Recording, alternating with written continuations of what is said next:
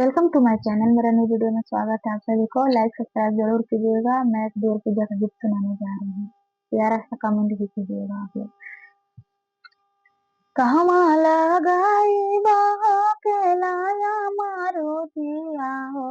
कहवा लगाई बहो के लाया मारो दिया हो, कहवा चलावा के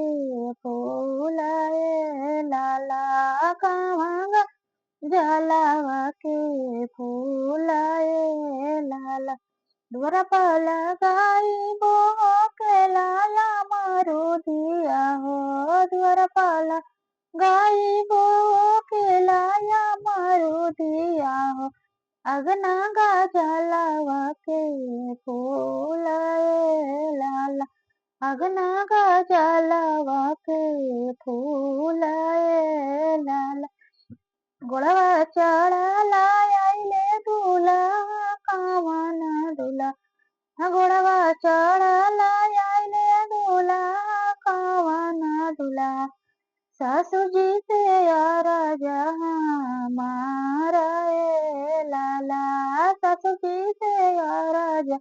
हमारा ए ला, दाना दाए जा सासू जी पूछा माता दिया हो, दाना दाए जा सासू जी पूछो माता दिया हो, दिया गा जलावा के फूलाए लाला,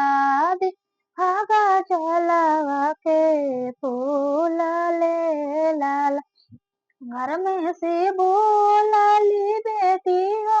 कावाना बेटी, घर में से बोलाली बेटी हो दुलराई तीन बेटी, पापा से बिनती हमार ए लाला, पापा से बिनती हमार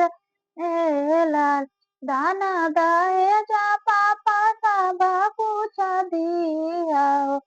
दाना दाए जा पापा सब कुछ दिया हो, जन दिया गाज